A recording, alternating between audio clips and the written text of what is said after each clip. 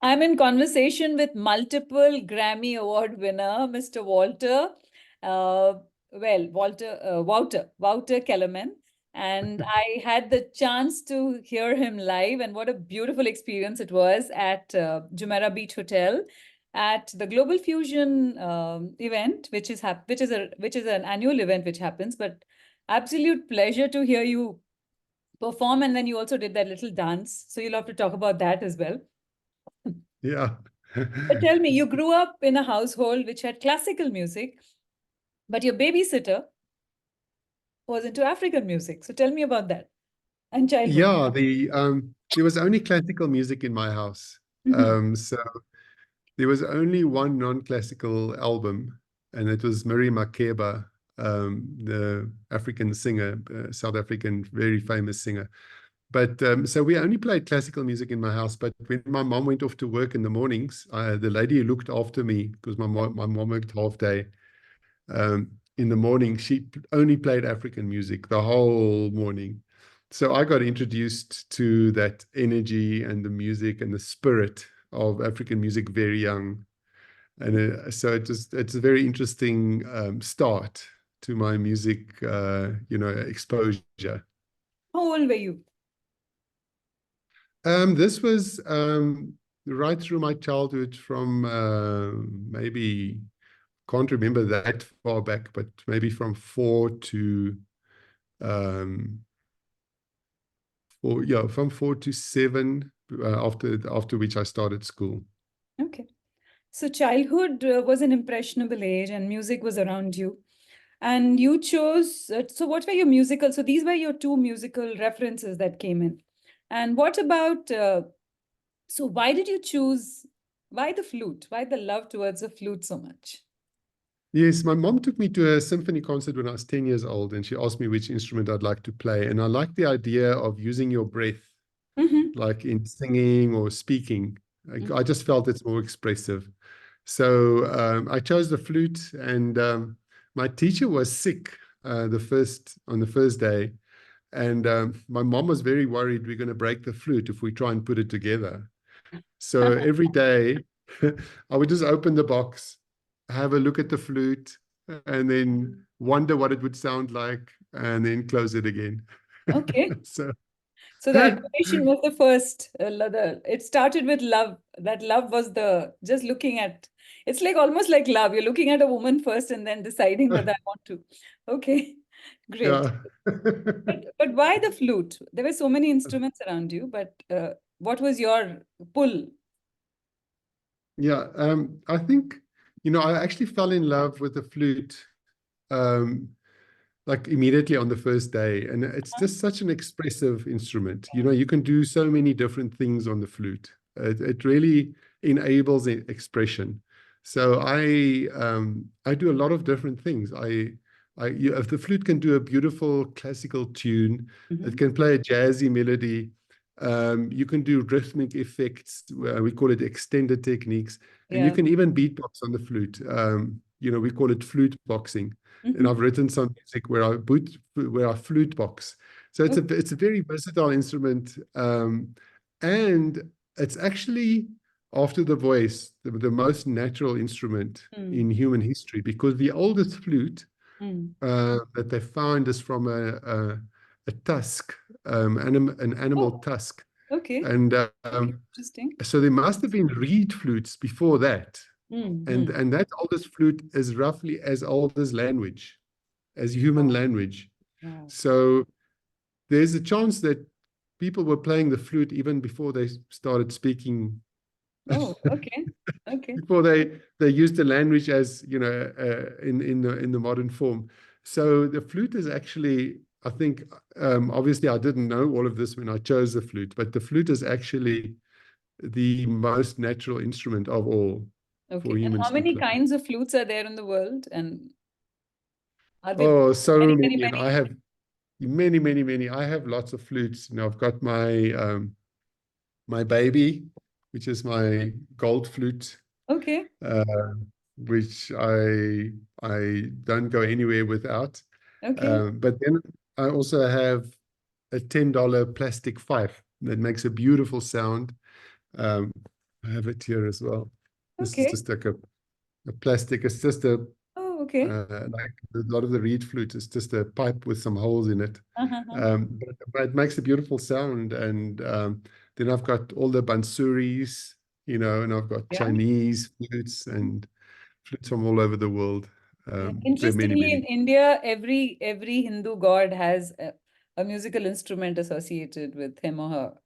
So you have the veena Yeah, somewhere, you have the damru somewhere, you have the mridangam somewhere, and you have the flute, which is Krishna's pet instrument, and basuri, like you say. So, yeah, I know.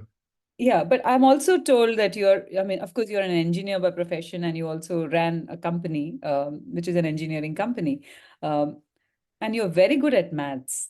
Maths is one of your passions. Now tell me Yes. the similarity between music and math. Well,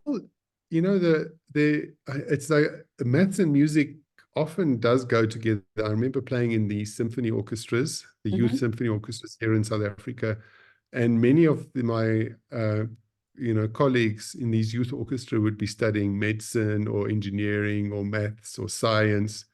So somehow it's complementary. Somehow it works. And I think for kids, it's such a good thing to learn an instrument because it's the kind of focus that you learn, Hmm. but it's also the fact that you encounter a hurdle every day when you play a musical instrument. Every day you encounter something you can't do, Okay. and then after after you practice, maybe a week, maybe a month, maybe a year, you Right. can do it.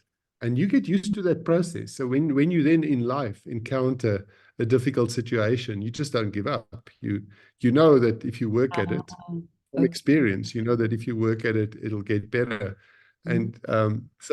And that's a huge life skill, you know. The music And teaches you. yeah, Or that music teaches you exactly. Uh, so well, the what is the same as math in music. music and the music in math? So tell me both. Yeah, well, if you look at Bach, Yeah. the Yeah. classical composer, his music is very analytical. There's beautiful patterns in Mm-hmm. the music. So I think that's where scale is a mathematical concept. You Mm-hmm. know, it's and even the ragas are Yeah. it's a mixture of intervals. Yes. So Yeah. um, yeah, so I think that when I started learning scales as a 10-year-old, I immediately noticed the similarities between all the scales, and it Oh, appealed to my mathematical curiosity. wow. Wow. Yeah, So the left and the right brain are wired together. that's it. It combines. It Right. combines, and that's when I think, in the best flow mode. Right. When you've got your whole brain involved. Right. But you didn't take up, your passion of music for a very long time. Though you had Yes, it in the background, but you never took it up as, I mean, you went into engineering and then you also ran an engineering company. Um, yes, when I left school, I wanted to study music, mhm, but my parents didn't have money to send me to university. mhm, So I had to study something I could get a scholarship for. mhm, And at that time, there was no scholarship for music that I could get. But I was offered a scholarship to study electronic engineering at University of Johannesburg. So mhm, I took that and still playing the flute every day. And then after university, the company that gave me the bursary required me to come work back for them for a couple of years. mhm, And eventually I started my own software engineering company mhm. and then decided to become a full-time musician. But within 6 months, all my money had run out. So, so, So and you in the had meanwhile, to fund I your had passion, you had to earn your living. So it was like the other way around. You sorry, say, To fund your passion, which was music, you had to make money to yeah, make sure that yeah, you, and but you didn't give that's, up, which is fabulous. Like, most yeah, people, yeah. So what happened was I got married, had kids early, yeah. and then after a while, my wife and I drifted apart, and when we separated, I got custody over the kids. So, Oh, which means that when I did try a few times to swap over to become a full-time musician, but I couldn't travel because I didn't want to be away from home. I couldn't right. tour. It was just very hard. So the most practical Mm, solution was to be an engineer while still playing the flute every day and look after my kids, make enough money to look after my kids. And I ran my own engineering company. And so I had a bit of extra time to spend time with the kids and spend time on the flute. And every year I would allow myself 3 weeks to go overseas to learn with the top flute masters of the world. So I mhm, did that all those years. And eventually, after 20 years, I had to wait 20 years. Then my daughter left university, my son left school. mhm, Suddenly things became a whole lot cheaper. mhm. And and I tried again, and that time it worked. And Fabulous. so Did that you, was pretty, yeah. and finally I could follow my passion. So did your children also take to music? They studied music a little bit. I encouraged them, but they didn't particularly Pick it up. Mm. enjoy it. So, Okay, okay. and so my son started with flute, and he was really good at it, Hmm. but he didn't want to do it. He wanted to become a computer programmer, so that's what he's doing now. Okay. And my daughter wanted to be a graphic designer, and that's what she's doing now. Now, I believe you must encourage kids to do what their passions are. Hmm. And so their passions were not music. They enjoy music and they love music, but it's not what they wanted to do for a living. But they did learn the piano and guitar and flute when they were young. And I think that really helped them it sort of gave them some life skills to deal with difficult situations. Okay, so tell me, what were your lows and how did you deal with them? Well, yeah, it was very hard to wait 20 years to follow your passion. Yeah. It was pretty A hard. lot of patience. There's a lot of patience Y- and not give yeah, but up. I mean, my kids, it was also a lot of fun to bring them up, and it Yes. was very satisfying. So, um, but yeah, when I started my my music career, I was already 44. Hmm. And people thought I was crazy giving up my successful engineering company to now do music full time. And Yeah. I spent 3 or 4 years making my first album. Mm. And I traveled the world working with different people. I got one of the world's best engineers, Husky Hoskins, who mixed Nora Jones's album at the time, who won 8 Grammys, sold 35 million copies. I managed to get him to help me mix the album. And finally, I was ready to take the world by storm. So I went to all the record labels and shopped my album to them. And I couldn't get one record label to even listen to one song.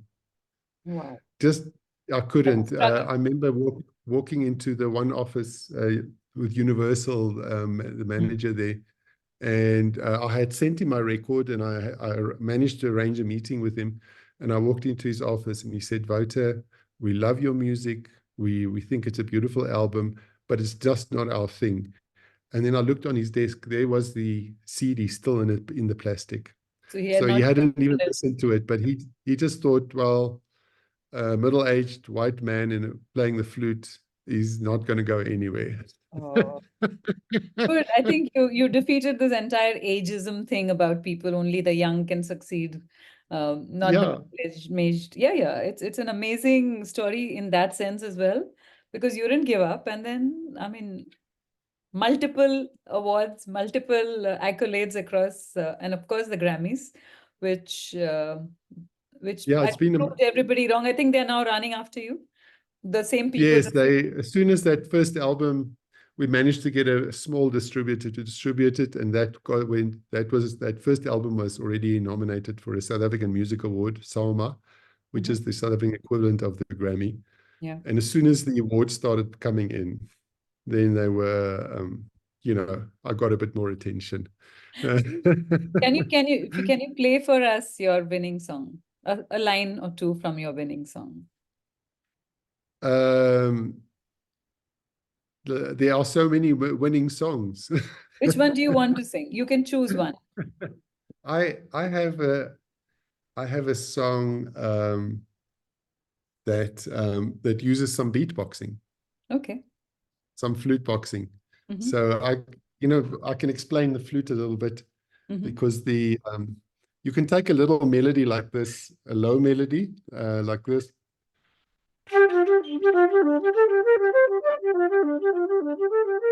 or and a high melody,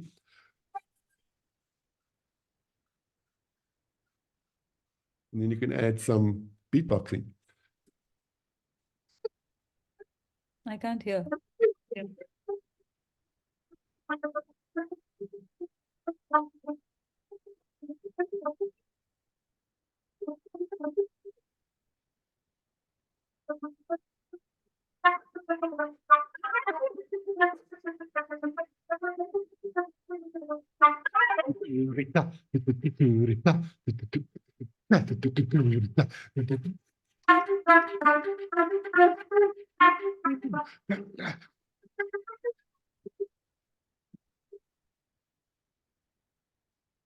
I can't hear you. I couldn't hear some parts of it. I'm sorry. The volume, Oh, yes, the volume just went. So I couldn't hear the oh, I beatboxing wonder part. why, because Yes. it's a normal maybe the beatboxing doesn't work over Zoom. Yeah. Yeah. I can maybe try something else, like Yes. this is on this little plastic Okay. flute, uh, Yes. but it makes a beautiful sound. And the nice thing about this flute is you can glide between notes. Okay.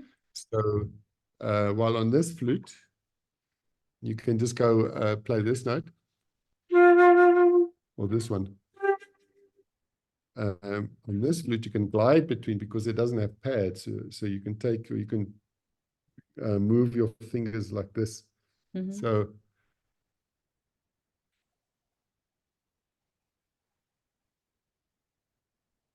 I can't hear.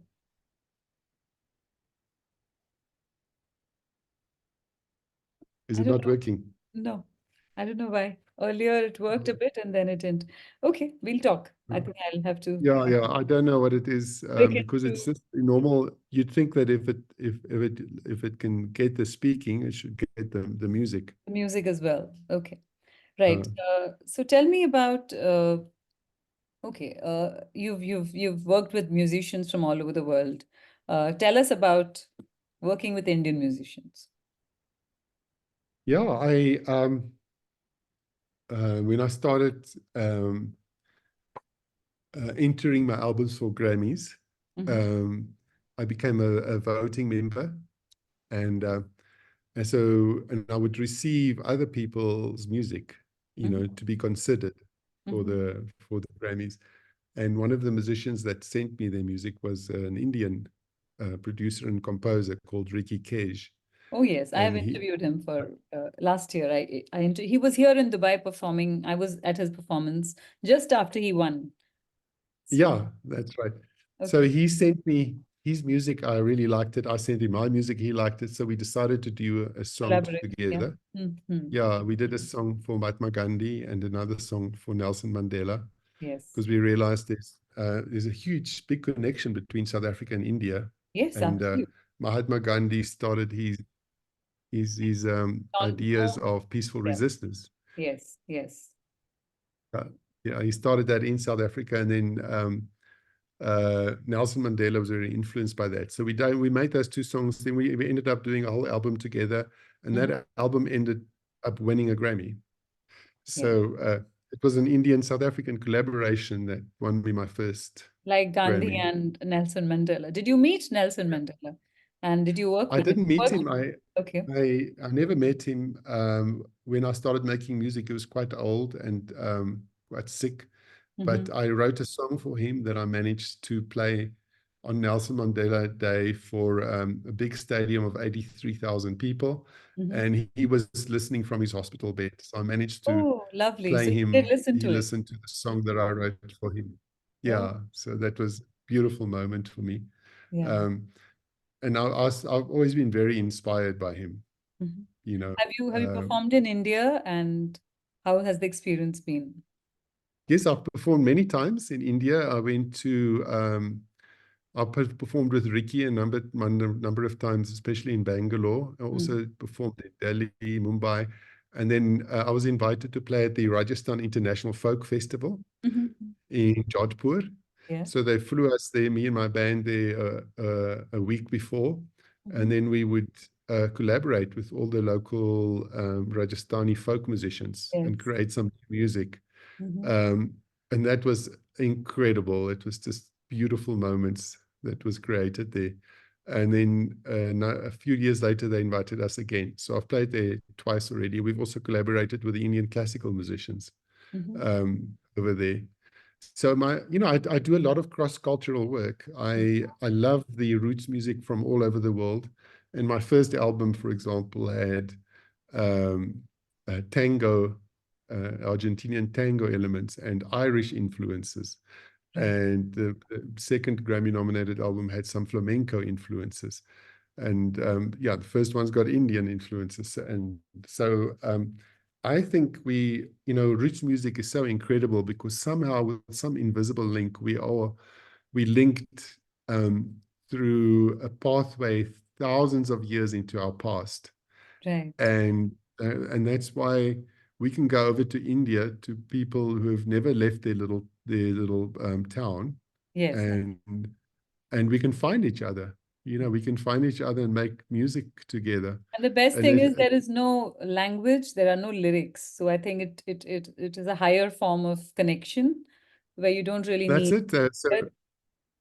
yeah, these the people that we collaborated with didn't speak English as well, so Mhm. we couldn't even explain what we wanted. Mhm. So we just played. We did have a translator to help, Mhm. um, but yes, I do think instrumental music um, sometimes can express things that lyrics can't express because language is also limited. Right. The inherently language is limited in what it can express and what it can't express, and sometimes an instrumental piece can express something so deep that it's not even expressible in language. Right. And in Um, Dubai, have you performed before? This is the one that I saw you in, but have you performed in Dubai before? And the Middle East? yes, I've performed at the Dubai Expo. Okay, yes, Uh, that you mentioned, yes, yes. I came to open South Africa's Heritage Week during the Dubai Expo. I performed in Qatar, uh, and I've done a number of performances. I'm just trying to think back in the Middle East, and I have also done some collaborations with the Firdaus Symphony Orchestra. Firdaus Symphony The Fir- Orchestra, A.R. Rahman's Firdaus Orchestra, yes. Yeah, and it's an all-female symphony orchestra. Yes, So yes. over the last 6 months, I've done a number of projects with them, a few projects, but this time wearing my hat as a producer, arranger. Hmm. So I didn't play with them. I helped to produce and arrange them. Mhm. So I've actually got quite strong links to Dubai, Mhm. and I would love to come again. I've loved my time there. It's been a beautiful. Yeah. So your association with A.R. Rahman, tell me about him. How was your meeting with him and what did you speak about? Yeah, so they asked me to do this to help arrange and produce this music. It's a Ennio Morricone song, Hmm. film composer, but they wanted to replace the vocals with African choir vocals, and Hmm. I've done a lot of work with African choirs, and so they asked me to do that. So we found a gospel choir in Dubai, Hmm. uh, uh, an African gospel choir, and we arranged some vocals for them. And we also arranged for the Arabic section in the symphony orchestra, and we kind of rearranged this whole piece, and we created that. And then we had a Zoom call with A.R. Rahman Okay. afterwards to just chat about it. But Okay. I actually haven't met him in person. We just been, I just sort of What do you think of been his chatting. music? I'm absolutely in love with his music. Hmm. I I've actually done a version of his Mumbai theme tune. Oh, Uh, okay. yeah, Can but we I hear never that? If released. it's possible to listen to it, I don't know. We can try. I Okay, we never have to released see the it. notes. Yeah, I've actually I wasn't quite happy with it, so I Okay. haven't Okay. released it yet. But Mhm. I absolutely love that song. Mhm. Um, and I think he's such a genius, you know. He's Mm. got the ability to bring expressiveness and simplicity to music so Mm. that the listener can really be moved, you Right. know. You Yeah. have also you've also mentioned that once your album is done and the Grammy happens and there's a lot of hustling happening around it. There's a lot of marketing and there's a lot of promotion. Yeah. So tell me about that. Was it something that came naturally to you or you adapted to it? Yeah, it's not something that comes naturally to me. You Mm-hmm. know, I would love to just make the music, but I did have my own engineering company, so I do have a business mind, and I'm able to adapt and to respond to what's necessary. Mm-hmm. But I discovered that it's not enough just to make the music because people will not know about the music. You know, Right, you have to really make sure it gets heard, and that's quite a difficult road. You have to spend as much time on the promotion and marketing and the business of music as you do on the music itself in right. order to be successful. That took me quite a few years to discover. Mm-hmm. But once we discovered that, you know, and you have to take responsibility for the whole 360 degrees. You know, Right, me and my band can set up our music equipment in half an hour and we can perform. So right, the technical bits, I do a lot of my own flute editing, my flute. I co-produce my own albums. I get the best people I know to help me, but I'm involved with every step of the way, and mm-hmm. then get involved with the social media, the marketing, the booking, Right, and I think that's where a lot of musicians go wrong because they don't want to do all of that, right. you Yeah, know. because But you kind of have to.